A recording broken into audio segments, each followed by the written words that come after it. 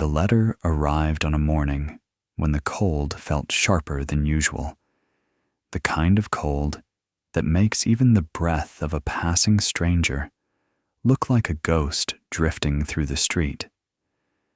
Daniel didn't expect mail of any kind, let alone something addressed to him, because people like him didn't usually receive anything except glances no one wanted to give. But when he unwrapped his son Noah from their thin blanket and stepped outside their shelter on the church steps, he saw a small white envelope resting neatly beside the backpack. He kept close like a lifeline. His name was written on it in handwriting that didn't look rushed or dismissive, but careful and almost old-fashioned, like someone who believed letters carried weight. He held it for a long moment before opening it, half afraid it would blow away in the wind or crumble into dust if he touched it too roughly. Inside was a single sheet of paper and a brass key attached to a fragile string. The message was short, no signature, no explanation, just a line that sent heat through his chest. "This is yours now. The address is on the back. Do not be afraid to go." He turned the paper over, and sure enough, an address was written there, an address he didn't recognize. He looked up at the sky, because sometimes that was the only direction that made sense when life suddenly shifted without warning. "Thank you," he whispered, unsure if he was thanking God or the unknown hand behind the letter. Maybe both. Noah tugged at his sleeve. "Dad, why are you staring like that?" Daniel crouched beside him, brushing dirt from his son's cheek. "Because sometimes, buddy, God sends little surprises when we don't expect them." The boy smiled sleepily. "Is it a good surprise?" Daniel hoped so with everything he had left. "I think it might be." They left the church steps behind, their belongings packed into 2 bags, and a sense of fragile hope trailing behind them. The address wasn't far, but it took time to reach because their steps were slow, steady, and cautious. The city looked different when you walked it with no destination. Today, it looked like it was slowly revealing a map drawn just for them. Towering buildings cast shadows that moved like dark waves, but sunlight broke through in shy patches that illuminated their path. Noah walked ahead a little, pretending to lead a grand expedition, his imagination filling the spaces where certainty was missing. Daniel watched him with a heart that ached both from love and guilt. Guilt that a child so young had learned to make a game out of survival. When they finally reached the outskirts of town, the scenery shifted from gray concrete to older streets lined with aging trees whose branches were stripped bare by autumn. Leaves crunched beneath their shoes, scattering gold and brown across sidewalks cracked with time. Noah ran ahead to kick at a pile, laughing as they flew. "Careful," Daniel called, though a small smile broke through. The address led them to a quiet block where houses looked worn but lived in, porches sagging slightly, paint faded, gardens mostly bare for the season. And there, at the end of the street, stood the house that matched the numbers on the paper. It looked forgotten, but not abandoned, more like it had been waiting. The stonework was old, covered in ivy gone dormant for the winter. The windows were dusty, some slightly fogged from the inside, as if someone once lit fires here. A small staircase led to a wooden door that seemed sturdier than everything around it. Daniel held the key tightly, feeling the weight of it, the cold metal warming slightly against his palm. "Is this it?" Noah asked, eyes wide. Daniel nodded slowly. Looks like it. Who gave it to us? Daniel shook his head. I don't know yet. Noah blinked. But people don't just give away houses. I know, he said softly. But maybe this is something bigger than people. He didn't say it out loud, but he felt it deep down. Felt it in the same place he stored every whispered prayer and every quiet plea he'd ever spoken into the night. He felt it in the place where hope lived. They climbed the steps carefully, as though afraid the house would vanish if they moved too quickly. Daniel fit the brass key into the lock. It turned with surprising ease, like it remembered the motion, even after years of silence. When the door creaked open, a cool, stale breath of air greeted them. Inside, the house was dim, dust swirling gently in the slant of light that entered from the open doorway. The living room was simple. An old brick fireplace, a wooden rocking chair, shelves still holding a scattering of books whose spines cracked with age. A rug lay rolled in a corner. There was a faint smell, part wood, part earth, part time itself. Noah stepped in cautiously. Dad, someone lived here. Daniel nodded, touching the back of the rocking chair with reverence. Yes, someone who cared about this place. Do you think they're coming back? Noah asked. Daniel hesitated. I don't think so. I think, they left it for us. His voice sounded strange to his own ears, filled with a mixture of disbelief and gratitude that made his chest tight. They explored room by room, discovering small traces of a life once lived. A coat still hanging in the entryway. A framed photograph turned face down on a shelf. A drawer filled with yellowed letters written in an old script he couldn't decipher. But nothing felt threatening or out of place. Only incomplete, as though someone had stepped out for a moment and simply never returned. In the kitchen, the taps sputtered, then released a thin flow of water. The cabinets were empty, except for a single can of beans and a forgotten jar of honey. The electricity hummed to life when Daniel flipped a switch. It works, Noah said in wonder. Daniel exhaled slowly. Yeah, it does. His mind raced. Had someone been paying the utilities all this time? Why would they do that? Who had sent the letter? And why him? Yet beneath every question was a deeper whisper. You are being watched over. You are being guided.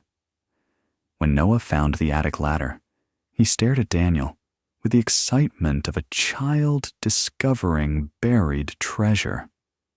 Can we go up? He asked. Daniel wasn't so sure.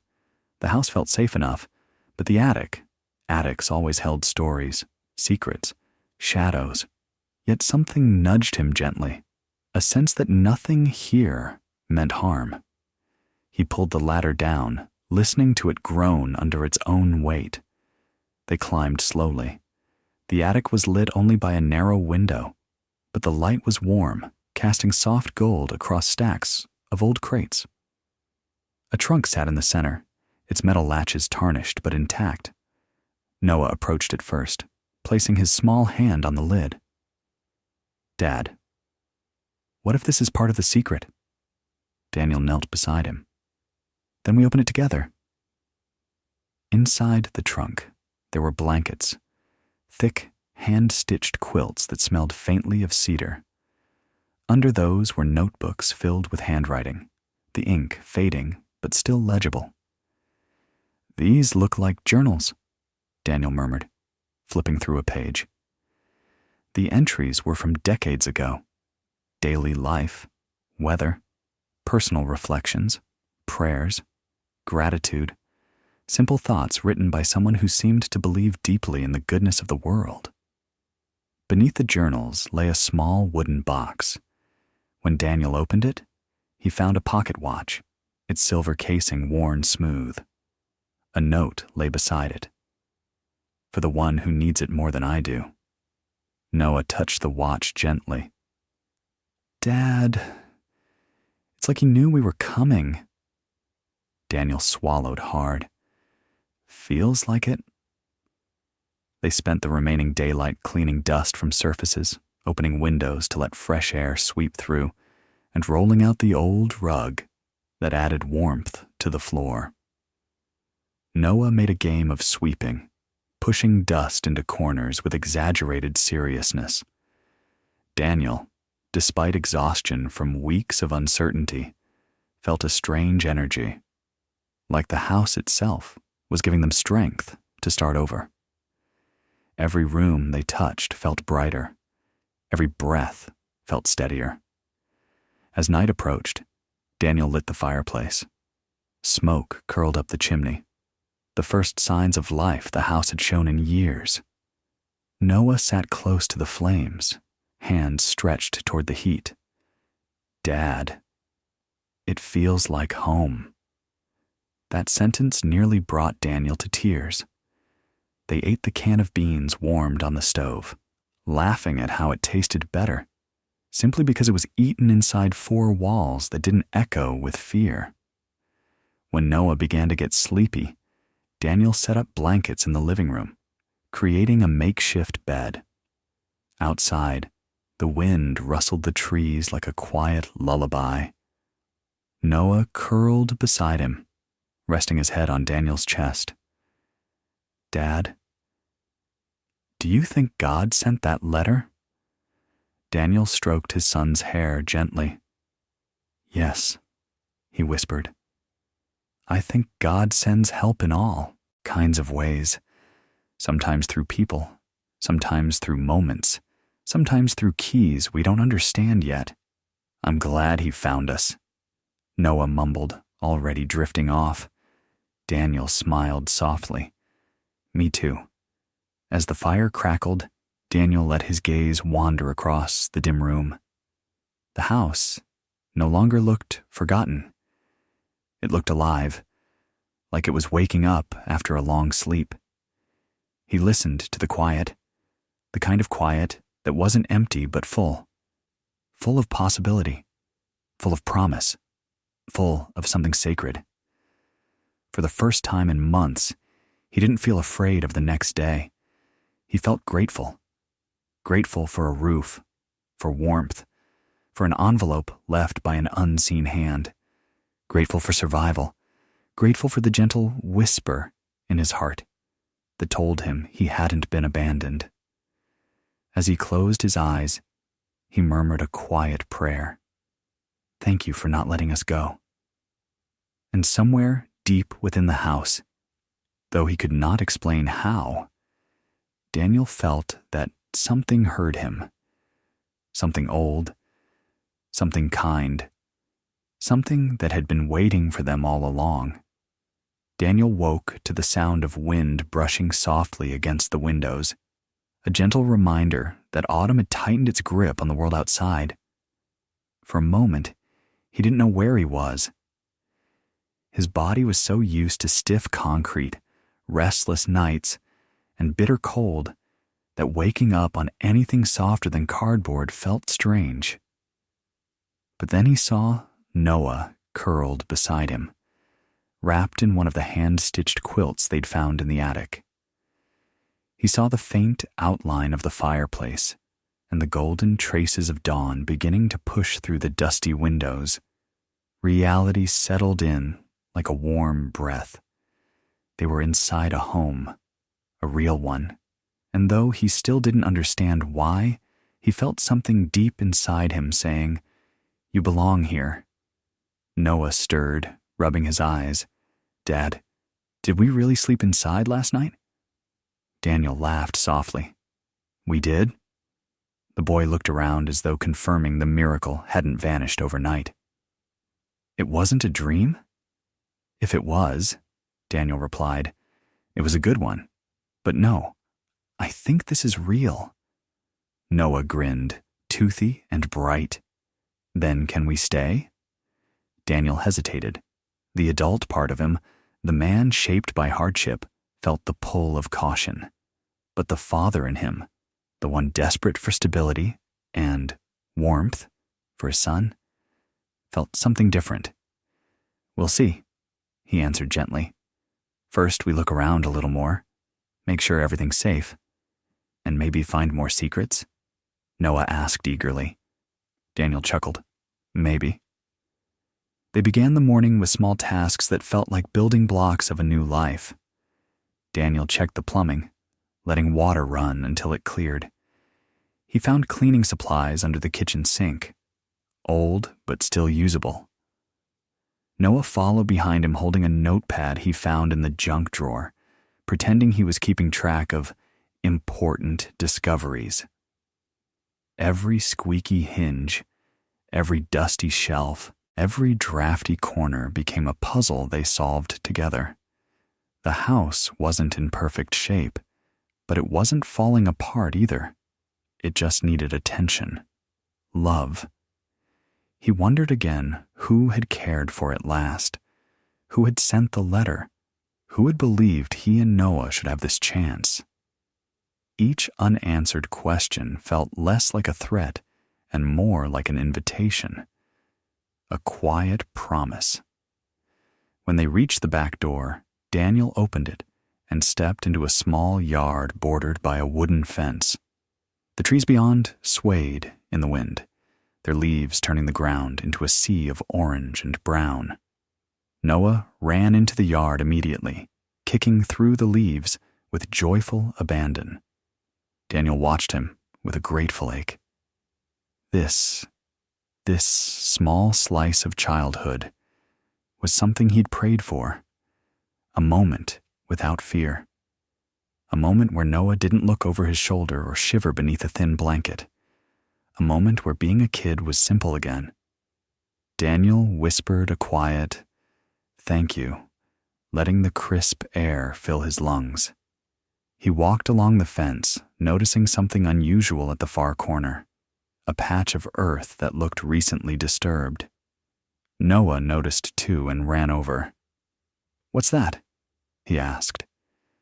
Daniel knelt beside the dirt. "I'm not sure. Maybe an animal dug here." But the soil wasn't scattered like a dog's digging. It was too smooth, too intentional. Daniel pushed his fingers into the cold earth and felt something hard just beneath the surface. Wood, a small wooden board buried shallowly. He brushed more dirt away and found a lid with a worn metal handle. "Dad," Noah whispered excitedly, "it's another secret." Daniel smiled tensely. "Looks like it." Together, they lifted the lid. Underneath was a small compartment holding a single folded piece of paper inside a glass jar. He unscrewed the lid and unfolded the note. There were only 3 words, written in the same old-fashioned handwriting as the letter, "Look under stair." Noah gasped dramatically. "Dad, there's more!" Daniel's heart pounded, not out of fear, but curiosity. "Seems that way." They returned inside, both energized by this new mystery.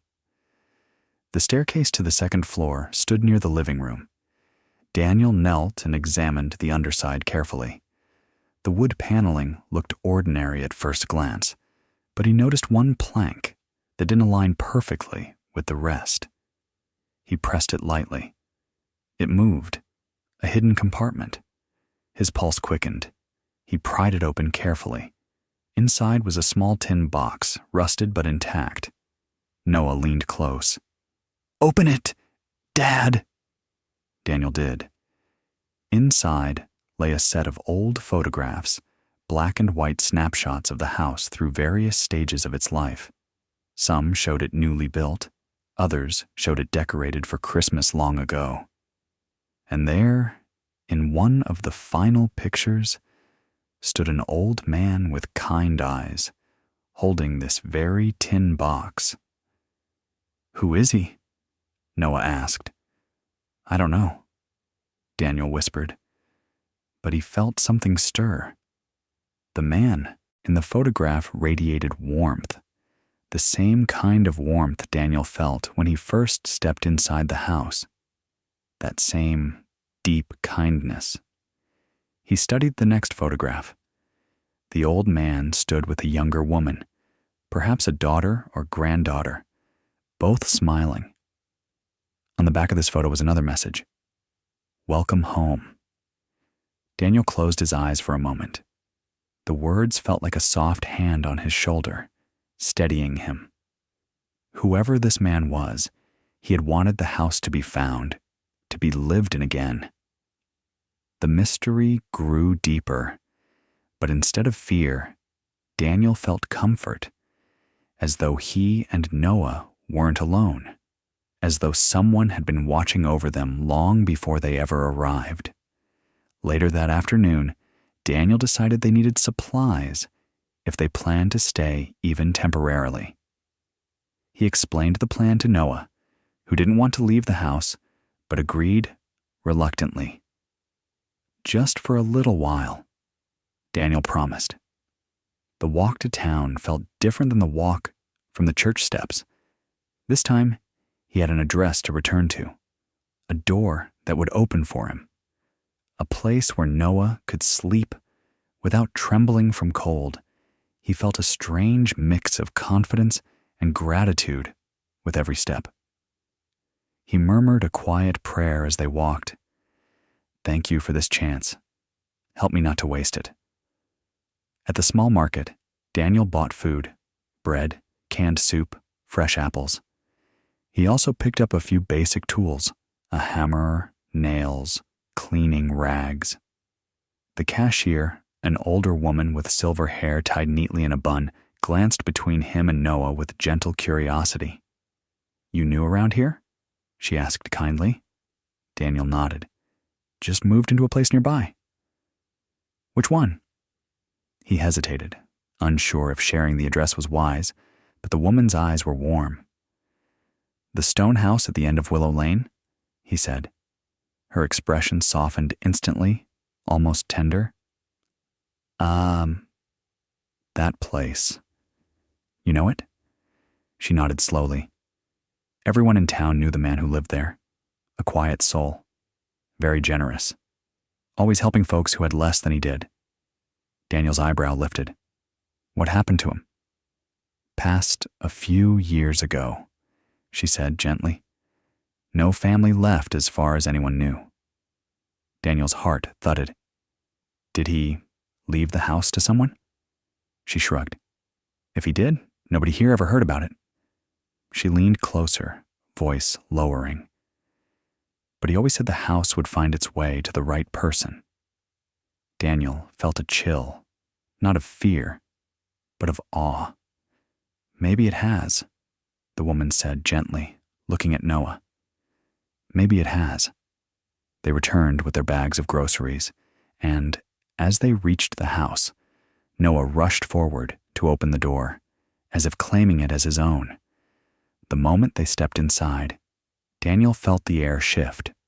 Warm, familiar, alive. They cooked soup on the stove, the aroma filling the kitchen with a sense of simple abundance. Noah slurped loudly, making Daniel laugh. "Careful, buddy. Don't burn your tongue. It tastes better when we're inside," Noah declared proudly. Daniel nodded. "It does." After dinner, they continued sorting through the trunk in the attic. Among the journals was one separate from the rest, bound in darker leather, with dates from the final years of the old man's life. Daniel read a few lines quietly. Most were reflections of gratitude, notes about nature, about kindness, about faith. But one entry stopped him cold. "If you're reading this, I hope you know you were meant to be here. I prayed for you before I ever knew your name." Daniel's throat tightened. It was impossible. Yet here he was, here they were, in a house built by someone who believed in whoever might come afterward. He felt Noah lean against him. "Dad, does it say something good?" Daniel couldn't speak for a moment. He nodded, squeezing his son gently. "Yeah, something very good." As the night grew deeper, a storm began outside, wind howling, rain tapping against the windows like urgent fingers. But inside, the fire crackled, the warmth steady and comforting. Noah lay under blankets near the hearth, humming softly to himself. Daniel sat nearby, the leather journal open in his lap. He closed his eyes and whispered again, "Thank you for this blessing, for this roof, for this warmth, for sending help when we needed it most." His voice trembled with emotion. "I don't know why us, but we won't take it for granted." Suddenly, a knock at the door made him jump. A sharp, clear knock. 3 quick taps. Daniel froze. Noah sat up instantly. "Dad?" Daniel lifted a hand. "Stay here." His heart pounded as he approached the door, each step slow and cautious. He wasn't afraid for himself. Fear like that burned out long ago. But fear for Noah, fear of losing this fragile miracle, flooded through him. He opened the door just a crack at first. A man stood on the porch, soaked from the rain, wearing a heavy jacket and carrying a flashlight. "Evening," the man said, voice steady. "Sorry to bother you. I saw lights on. Haven't seen that in a while." Daniel cleared his throat. "Can I help you?" "Name's Harris. I live next door." He pointed to a dimly lit house across the trees. "Just wanted to check who moved in." Daniel swallowed. "We just got here." Harris nodded thoughtfully, rain dripping from his hood. "That house has been empty a long time. Folks around here wondered when someone would open it again." Daniel forced a small smile. "I guess we're the someone." Harris studied him, then the warm glow behind him, then the little boy peeking from beside the fireplace. Something softened in his eyes. "You need anything," he said finally. "You let me know. That old house has good bones and good stories." Daniel nodded gratefully. "Thank you." Harris tipped his head politely. "Take care of it. Man who lived here, he'd want that." Then he turned and disappeared into the rain. Daniel closed the door slowly, leaning his forehead against it for a moment. Everything felt surreal. The house, the notes, the neighbor, the warmth, the sense that something larger than coincidence was unfolding. He looked back at Noah, who smiled at him from the blankets. "See, Dad? God sent us here." Daniel nodded, his eyes shining. "Yeah, buddy, I think he did." That night, Daniel lay awake long after Noah fell asleep, listening to the storm outside. But instead of fear, the sound soothed him. The house didn't groan or leak. The fire didn't die. Nothing threatened them. He felt, for the first time in a very long time, protected, guided. He drifted into sleep with a soft prayer on his lips, unaware that tomorrow would bring even deeper revelations. Ones that would explain the letter, the key, the old man's intentions, and the reason this house had waited for them all along. And as he slept, the storm slowly cleared, leaving a quiet that felt almost holy. Morning arrived softly, slipping through the curtains in pale strips of light and brushing the old wooden floors with a gentle glow. Daniel stood in the kitchen, warming his hands on a mug of instant coffee, listening to the quiet ticking of the wall clock. The storm from the night before had rinsed the streets clean, and now everything outside the frosted window felt washed and new. Noah sat at the table drawing, legs swinging lightly under the chair, while the house hummed with a warmth that felt almost alive. It amazed Daniel how quickly this place had begun to feel like home, like something steady beneath their feet after so many months of drifting.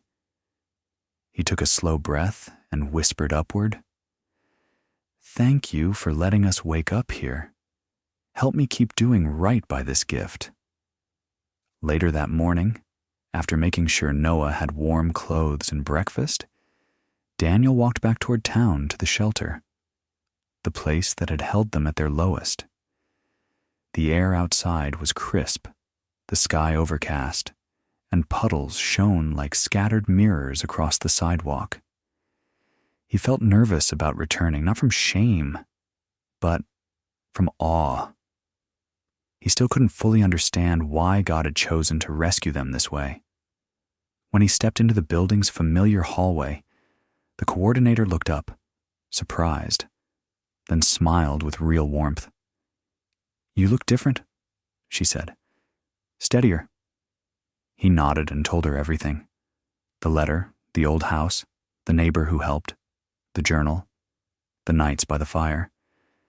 She listened without interrupting, hands folded over her chest. When he finished, she exhaled softly. "We pray for things like this," she said. "Not always answers, but moments that remind us God hasn't stopped working." He swallowed down emotion. "I didn't do anything to earn it." "Grace doesn't work like that," she replied, "but responsibility does. And you're carrying this well." Before leaving, Daniel paused beside a young man sitting alone on a bench, head down, hands clenched. He recognized that posture, hopeless, tired, brittle. Daniel sat a short distance away, not wanting to scare him. "First day?" he asked quietly. The young man didn't look up. "Feels like last," he muttered. Daniel nodded. "I know that feeling. Had it for a long time." The young man finally glanced at him, eyes hollow. Daniel's voice softened. "Things changed for me, not all at once, but one step at a time. You're inside, you're breathing. As long as those two things are true, there's still hope." The young man stared at him. "Why are you telling me this?" "Because someone should have told me sooner," Daniel answered. "And because God really does show up, even when you think He's done with you." Something flickered in the man's eyes. Not belief yet, but maybe the first hint of wanting to believe. When Daniel returned home, he found Harris crouched near the heater vent again. "Your system's old," the neighbor said, "but she's holding." He rose stiffly. "You treat her gently, she'll last. Kind of like people." Daniel smiled. "You check on us more than you check on your own place." Harris shrugged. "Your boy reminds me there's good left. Hard to ignore that kind of hope." Then, more quietly, he added, "The old owner helped me years ago. Would have wanted me to help whoever came after." Daniel felt the words settle in his chest. "We'll pay it forward," he said. "I promise." Harris nodded once, satisfied. That evening, as rain tapped softly on the roof, Daniel opened the old man's leather journal again. He turned the pages until he found another entry dated just months before the man passed away. The handwriting was shaky, but clear. "A house is a vessel for souls, not possessions. When I leave this world, let these walls hold someone weary. Let them rest here. Let them rebuild. Let them remember they were chosen, not forgotten." Daniel read the words aloud, voice barely above a whisper. "You prayed us into this house," he murmured. "We'll honor that. I swear we will." The next week, Daniel went to the library to look for work, flipping through job postings with more hope than he'd had in years. Having an address turned applications from impossible to possible. At a local hardware store, the manager, a sturdy woman with sharp eyes, looked over his paperwork. "Lost your job? In the factory shutdown?" she asked. "Yes, ma'am." "Been doing odd maintenance jobs?" "Pretty much everything. I can learn anything if you give me time." She studied him with a strange kind of softness. "We need morning help. It's not glamorous, not great pay, but it's honest." Daniel swallowed. "Honest is all I need." She extended her hand. "1 week trial. Show up on time. Work hard. We'll go from there." Daniel shook her hand, heart pounding. "Thank you. Truly." As days passed, the routine settled in. Early mornings at the hardware store, where Daniel lifted lumber, stocked shelves, and listened to customers explain problems he actually knew how to fix. Afternoons cleaning the attic, sorting forgotten boxes, tightening loose screws, patching the balcony railing. Evenings cooking with Noah, sometimes burning things, sometimes laughing at their mistakes. The fire in the living room became their nightly ritual, their small sanctuary. Every once in a while, Daniel would pause while stirring soup or hammering a nail and whisper, "Thank you," into the empty air, because gratitude now rose in him instinctively, like breath. One cold evening, a knock sounded at the door, firm but not unfriendly. When Daniel opened it, a woman in a long gray coat stood there, holding a leather folder. Her eyes were steady, calm. "Good evening," she said. "Are you Daniel?" He nodded. "I'm Claire," she continued, "attorney for the estate of the previous homeowner. May I come in?" Anxiety surged through Daniel, but he stepped aside. She took in the room, the repaired shelves, the warm fire, the drawings on the fridge, and gave a tiny, approving nod. "He would have liked this," she murmured. They sat at the table. She rested the folder on the wood with careful hands. "What I'm about to explain may bring relief. It may also bring responsibility," she said. "The man who owned this house left very specific instructions." He wrote several letters, hoping God would choose the right person to receive them. "You were chosen because you fit the description in his will. A father in need of a second chance. Someone who hadn't stopped praying even when life tried to crush him." Daniel's throat tightened. "He didn't know me. He didn't have to," she answered gently. "He trusted God to send the right man." She opened the folder. "The house is yours to live in for a year. Rent free. During that time, funds have been set aside for basic maintenance. At the end of the year, you may choose to move, continue renting at a dramatically reduced rate, or begin a payment plan to own it outright. No interest, just commitment." This was his final wish. Noah watched with wide eyes. "Does that mean we get to stay?" Claire smiled softly. "Yes, as long as your father says yes." Tears blurred Daniel's vision. He covered his mouth with his hand and nodded. "Yes," he whispered. "We say yes." Claire closed the folder gently. "Then this home is yours, for today, for as long as you honor the gift." When she left, Daniel leaned against the hallway wall, overwhelmed. Noah hugged him tightly. "Dad," he whispered, "we're safe now." Daniel held his son close and whispered back, "God really did make a way." Life grew steadier. Daniel earned a full-time position at the hardware store. The manager even taught him to mix paint properly and repair small electrical issues. "You've got good hands," she said. And a good heart. That's rare. Noah flourished at school, making friends, joining a small art group, bringing home drawings of the house framed by autumn trees. They started a small Sunday routine, lighting 2 candles at dinner and giving thanks aloud for something good from the week. Sometimes Noah thanked God for simple things like warm socks or pancakes. Sometimes Daniel thanked God for breath, work, kindness. Little things, big things. One afternoon, as winter began pressing in, Daniel approached the pastor at the church. "Would it be all right," he asked, "if we started a weekly meal at the house? Nothing fancy. Soup, bread, a warm place for anyone who needs it." The pastor looked deeply moved. "You want to open your home?" "It was opened for us," Daniel said. "Feels right to pass that on." And so they did. On the first night, Rosa brought rolls. Harris brought stew. 2 people from the shelter came, hesitant but hungry. The house filled with low voices and gentle laughter.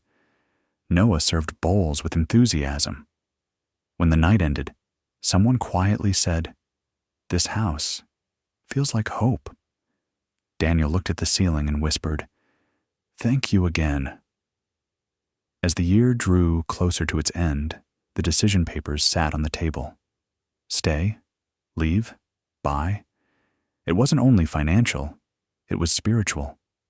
"What do you think?" Daniel asked Noah. The boy frowned thoughtfully. "I think this house needs us," he said, softly.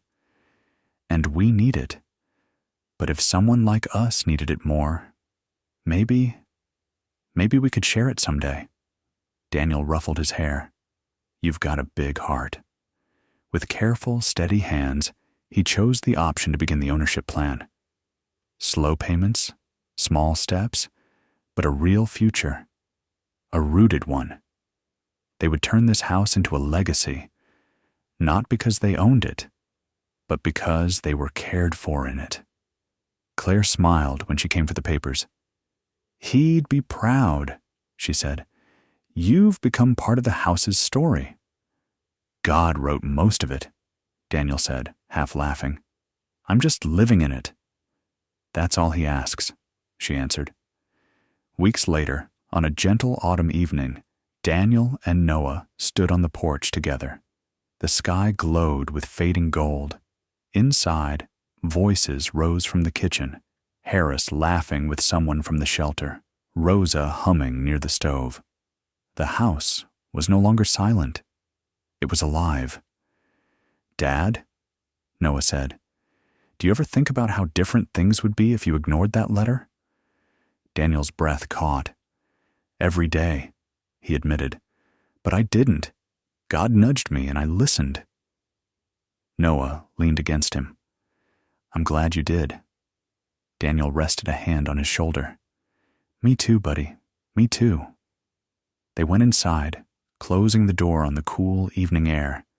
The house glowed warmly behind them. A house built by a stranger's generosity, restored by their hands, warmed by grace. Daniel paused in the hallway, placed a hand on the wall, and whispered with quiet reverence, "Thank you, Lord, for the letter, for the key, for the mercy, for the second chance, for choosing us when we felt forgotten." The floorboards creaked gently as Noah ran toward the table, and in that simple sound, soft, ordinary, alive, Daniel heard an answer. Not in words, but in warmth, in hope, in home.